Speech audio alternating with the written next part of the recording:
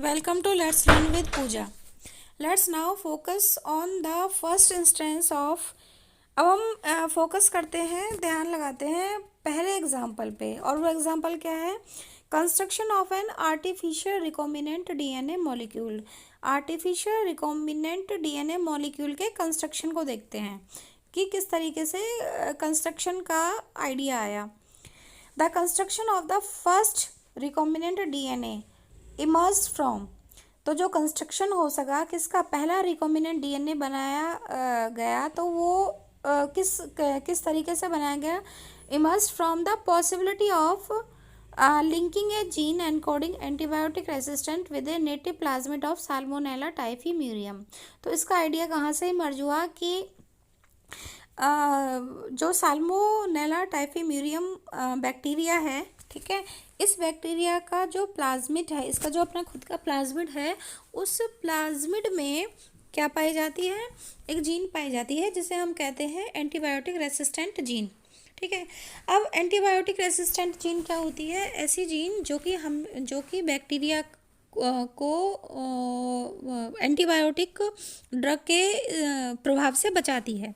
या हम ये कह सकते हैं कि ये जीन ऐसे प्रोटीन बनाएगी, इस तरीके का प्रोडक्ट बनाएगी जो कि एंटीबायोटिक के इफ़ेक्ट को रेसिस्ट करेगी, उसके इफ़ेक्ट को क्या कहते हैं, ख़त्म कर देगी, और जो बैक्टीरिया है वो उस एंटीबायोटिक से बच जाएगा। क्लियर?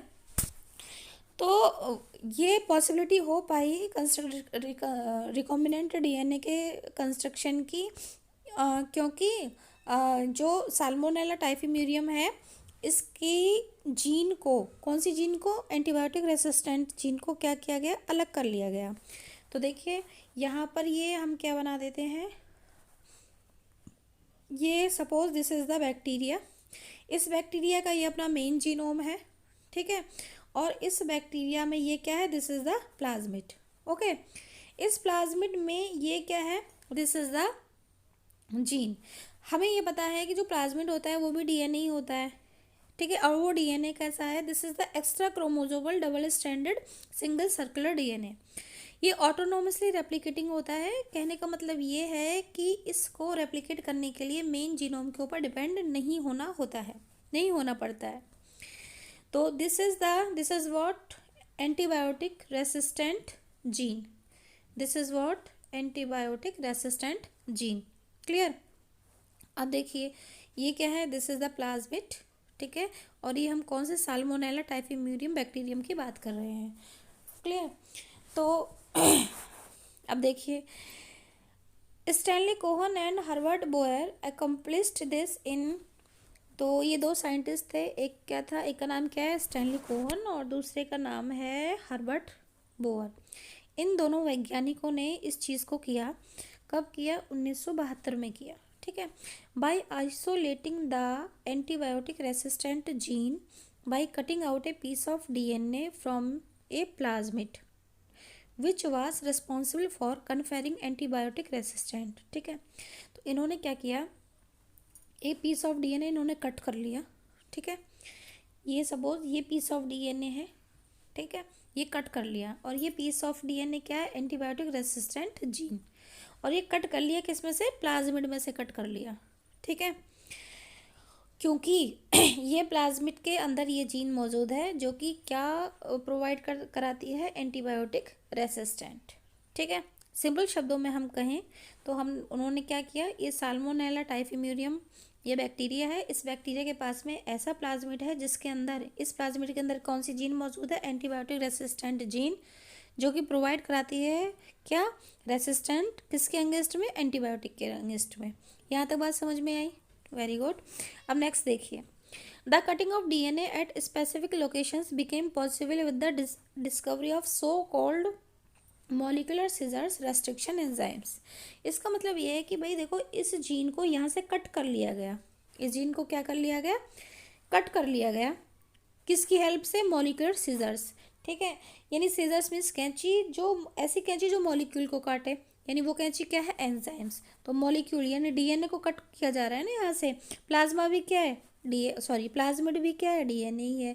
और इस प्लाज्मिड का एक हिस्सा जिसे हम एंटीबायोटिक रेसिस्टेंट जीन कह रहे हैं, तो इसको, इस वाले हिस्से को क्या किया जा रहा है, कट किया जा रहा है।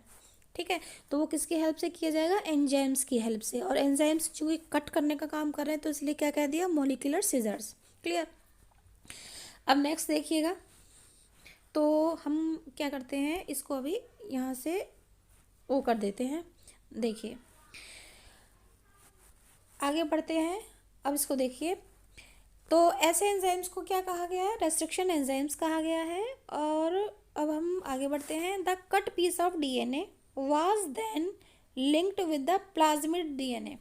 अब हमने साल्मोनेला टाइफिम्यूरियम बैक्टीरिया का जो प्लाज्मिड है, उस प्लाज्मिड में से एक जीन, एक मतलब एक डीएनए का पीस या कह सकते हो एंटीबायोटिक रेसिस्टेंट जीन, वो अलग कर लिया। अब वो जीन हमारे पास में है, ये रही दिस।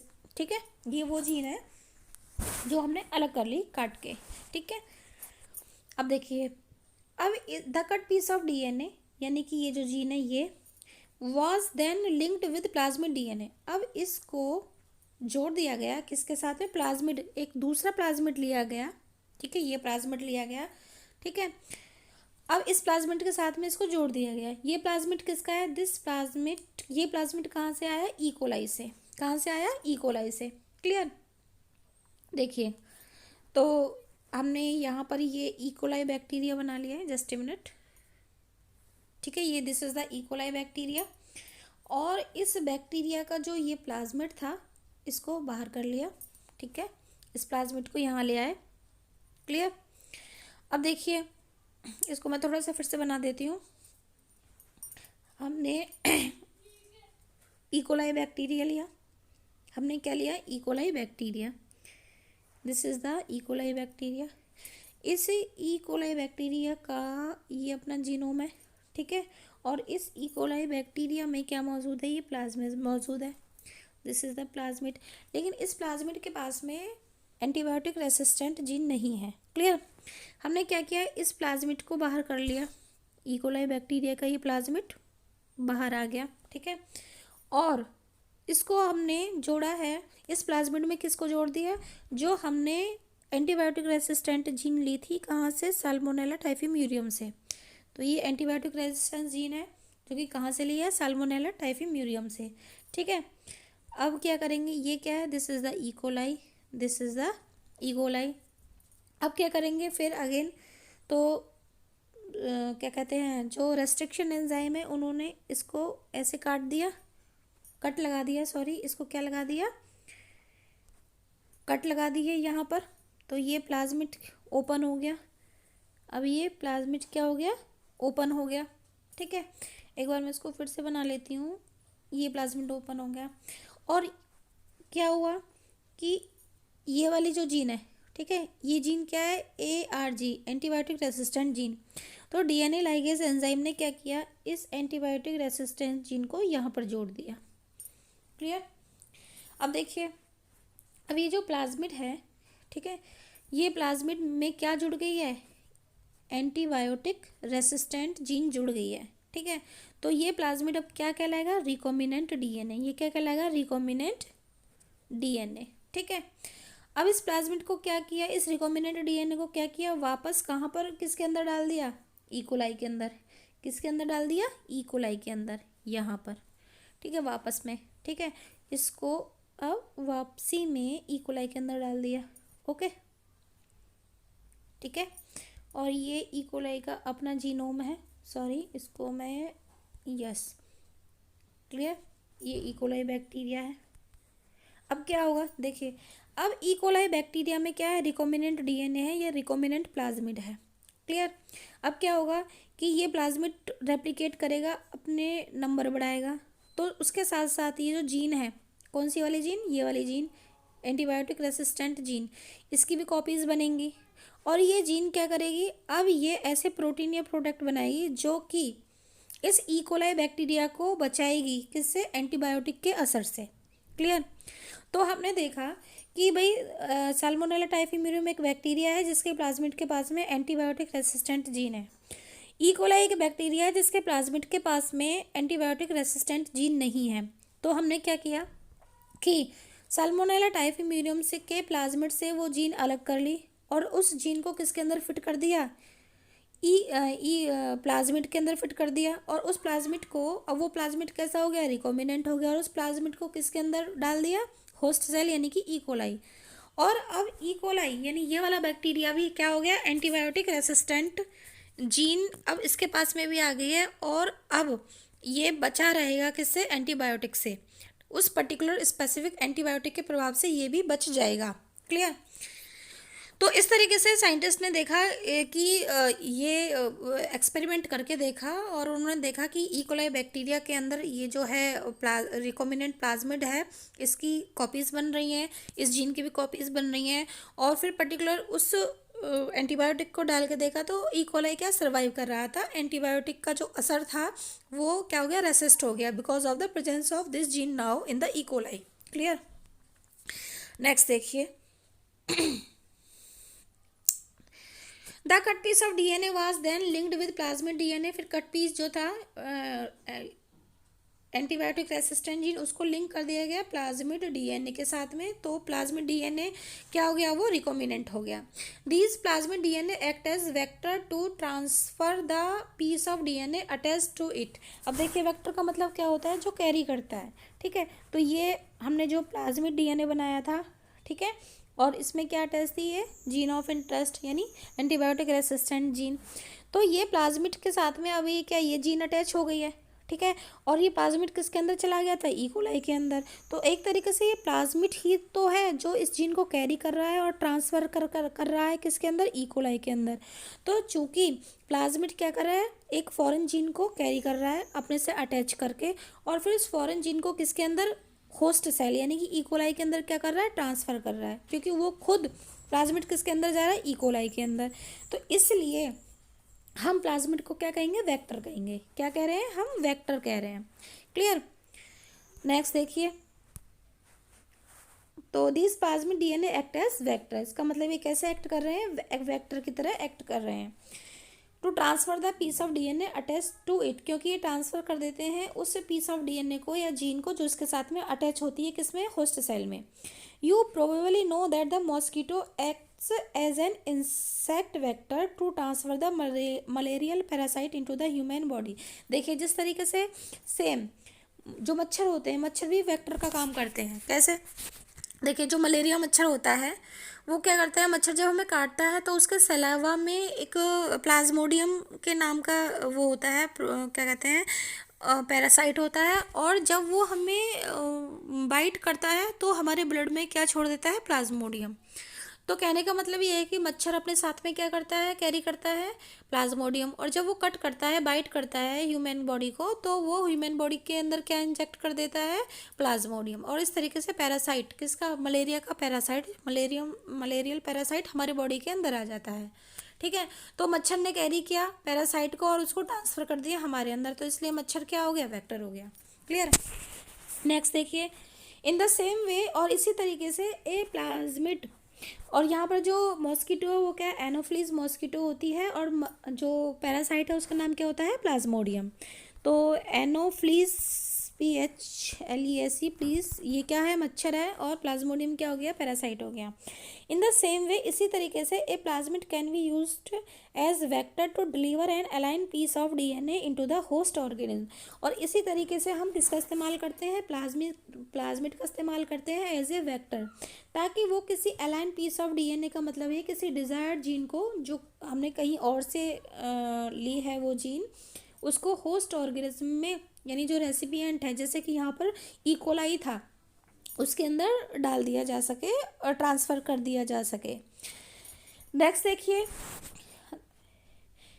यहाँ पर ये चीज़ दी हुई है क्या, the linking of antibiotic resistant gene, the linking of antibiotic resistant gene with the plasmid vector become possible with the enzyme DNA ligase. ठीक है, देखिए ये प्लाज्मिड है, दिस इज़ द प्लाज्मिड, और प्लाज्मिड में हमने क्या अटैच की है, एंटीबायोटिक रेसिस्टेंट जीन हमने जोड़ दी है।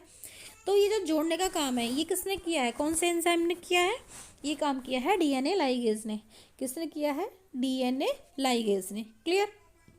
नेक्स्ट, और कट करने का काम कौन करते हैं, प्लाज्मिड को कट करना है या डिजायर्ड जीन को, a piece of DNA cut करना है, डिजायर्ड जीन को कट करना है, तो कट करने का काम कौन करते हैं, रेस्ट्रिक्शन एंजाइम, जिन्हें हम मॉलिक्यूलर सीजर कहते हैं। अब नेक्स्ट देखिए, विच acts on cut DNA molecule, तो जो कट डीएनए मॉलिक्यूल है उस पर एक्ट करेंगे एंड जॉइन देयर एंड्स। तो क्या करेंगे यहाँ पर, अगर हम इसको फिर से देखें इस लाइन को समझने के लिए, which acts on cut DNA molecule and join their ends, तो ये देखिए दिस इज द, सॉरी मैं इसको फिर से बना लेती हूँ। इधर देखिए, यहाँ पर देखिए दिस इज द प्लाज्मिड, ठीक। और इस प्लाज्मिड के ये क्या है, कट एंड्स है, फ्री एंड्स है, कट एंड्स है। क्लियर।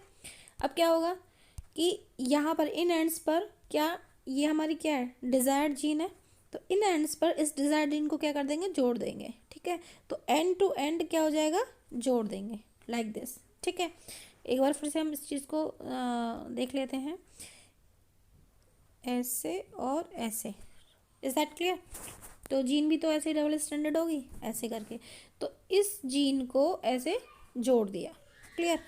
तो अब ये कैसा बन गया, रिकॉम्बिनेंट डीएनए हो गया, डीएनए यानी प्लाज्मिड। ठीक है। नेक्स्ट देखिए, this makes a new combination of circular autonomously replicating DNA created in vitro and is known as recombinant DNA. तो इसकी वजह से क्या हो गया, एक दिस मेक्स, जब हमने जोड़ दिया तो ये बनाता है कि कॉम्बिनेशन ऑफ सर्कुलर ऑटोनोमसली, ये क्या है, replicating DNA created in vitro. तो ये हमने लैब में किया है कि भाई हमने प्लाज्मिड लिया और उसमें कट पीस ऑफ डीएनए हमने जोड़ दिया। अब ये क्या हो गया, एक तरीके से रिकॉम्बिनेशन हो गया, किसका, प्लाज्मिड का और किसका, डिजायर्ड जीन का। रिकॉम्बिनेशन किसका हो गया, ये प्लाज्मिड है और ये क्या है, डिजायर्ड जीन, ये क्या है, डिजायर्ड जीन है। तो इन दोनों का एक रिकॉम्बिनेशन हो गया जुड़ के। ठीक है, और इस रिकॉम्बिनेशन की वजह से अब हम प्लाज्मिड को क्या बोलेंगे, अब हम बोलेंगे प्लाज्मिड को क्या, रिकॉम्बिनेंट डीएनए। क्या बोलेंगे, रिकॉम्बिनेंट डीएनए बोलेंगे अब हम। क्लियर। नेक्स्ट देखिए, और ये हमने कहाँ क्रिएट किया है, इन विट्रो यानी इनसाइड द लैब। क्लियर। अब देखिए, व्हेन दिस डीएनए, कौन सा डीएनए, व्हेन दिस डीएनए यानी कि दिस डीएनए का मतलब है रिकॉम्बिनेंट डीएनए या recombinant plasmid is transferred into Escherichia coli a bacterium. अब इसको रिकॉम्बिनेंट प्लाज्मिड को या रिकॉम्बिनेंट डीएनए को हमने, एक बैक्टीरिया है जिसका नाम क्या है, एशकेरिया कोलाई, उसके अंदर हमने इंसर्ट कर दिया, उसके अंदर डाल दिया।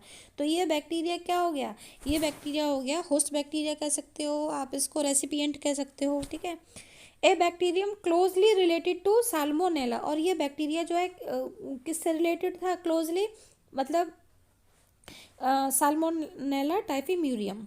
ठीक है, तो ऐसा नहीं था कि हाँ ये बैक्टीरिया एकदम से बहुत डिफरेंट है और ये वाला बैक्टीरिया एकदम से बहुत डिफरेंट है, नहीं, क्योंकि हमने क्या करा, क्योंकि हमें बैक्टीरिया वो ऐसे ही लेने होंगे जो एक दूसरे को कैरेक्टरिस्टिक्स में कहीं ना कहीं मैच करते हों, ताकि हम एक बैक्टीरिया से जीन निकाल के दूसरे बैक्टीरिया में इजीली इंसर्ट करा सकें, इंट्रोड्यूस करा सकें। नेक्स्ट देखिए, it could replicating using a new host DNA polymerase enzyme. अब क्या होगा, देखो रेप्लिकेशन का काम कौन सा एंजाइम करता है, डीएनए पॉलीमरेज एंजाइम। ठीक है, अब क्या होगा, देखो ये इकोलाई बैक्टीरिया है, ठीक है, ये इसका अपना जीनोम है, और इस इकोलाई बैक्टीरिया के अंदर क्या आ गया, रिकॉम्बिनेंट, क्या आ गया था, रिकॉम्बिनेंट प्लाज्मिड आ गया। तो इस इकोलाई बैक्टीरिया के अंदर जो इसका, इस बैक्टीरिया का खुद के अंदर भी क्या होगा, पॉलीमरेज एंजाइम होगा। तो इस पॉलीमरेज एंजाइम को अब हम एक काम करते हैं, जो डीएनए पॉलीमरेज एंजाइम है उसको हम डिफरेंट कलर से बना लेते हैं, येलो कलर से नहीं, येलो कलर से भी नहीं चलेगा, ये इसको हम ग्रीन कलर से बना लेते हैं। क्लियर। तो ये थोड़ा सा मैं आगे ऐसे कर देती हूँ, तो ये क्या है, this is the DNA polymerase enzyme. अब ये जो रिकॉम्बिनेंट प्लाज्मिड है या रिकॉम्बिनेंट डीएनए, ये ऑटोनोमसली रेप्लिकेटिंग है, तो इस पॉलीमरेज का इस्तेमाल करके, डीएनए पॉलीमरेज का इस्तेमाल करके अब ये क्या, अपनी बहुत सारी कॉपीज़ बना लेगा, क्या बना लेगा, बहुत सारी कॉपीज़ बना लेगा। ठीक है, जो कॉपीज़ बना लेगा तो एंटीबायोटिक रेसिस्टेंट जो जीन जुड़ी हुई है ऑलरेडी किसमें, प्लाज्मिड में, वो भी, उसकी भी कई सारी कॉपीज़ बन जाएंगी। जब कॉपीज़ बनेंगी तो इस चीज़ को हम कहेंगे क्लोनिंग। क्या कहेंगे? क्लोनिंग। कि भाई क्लोनिंग हो रही है किसकी, एंटीबायोटिक रेसिस्टेंट जीन की, किसके अंदर, ई कोलाई के अंदर। क्लियर।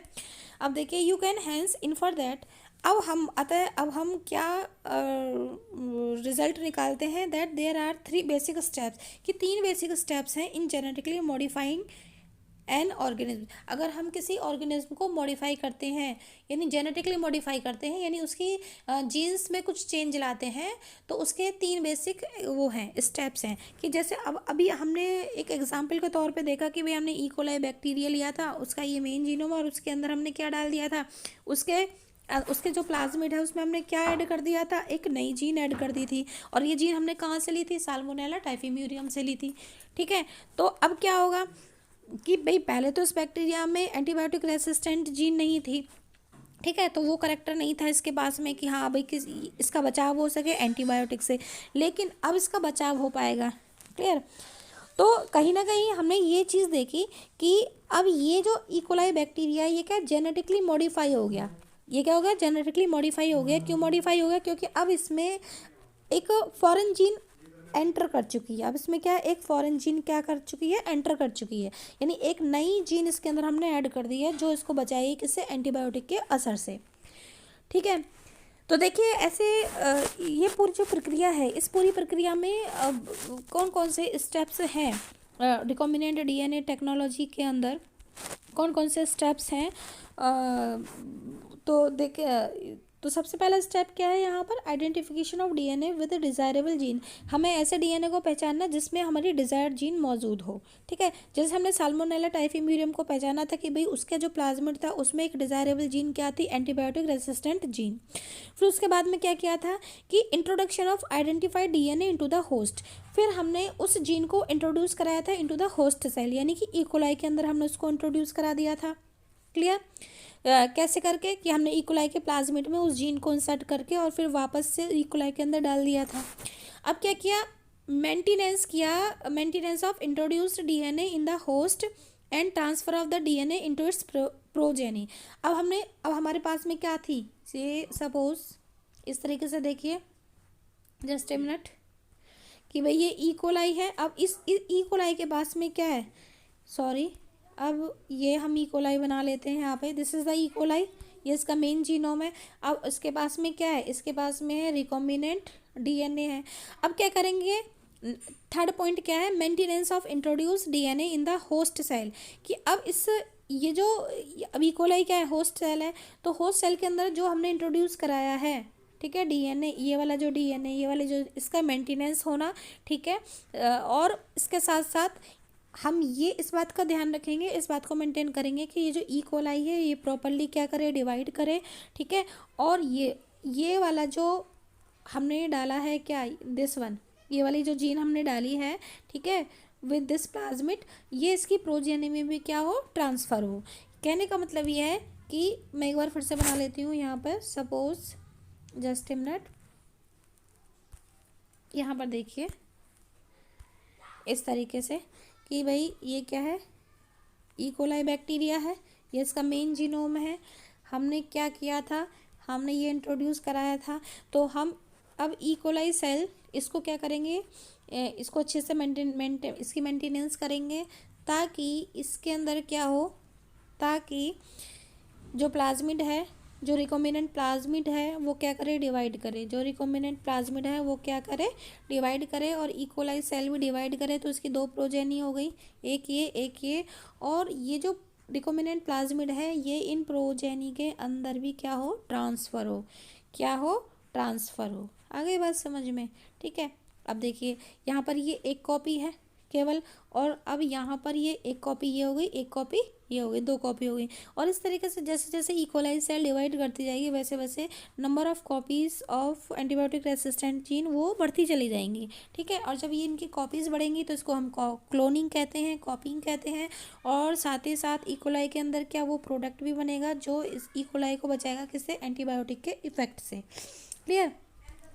तो यहाँ पर ये हमने अच्छे से देखा, समझा, यहाँ तक हम इसको समझा। नेक्स्ट वीडियो में हम tools of recombinant DNA technology शुरू करेंगे।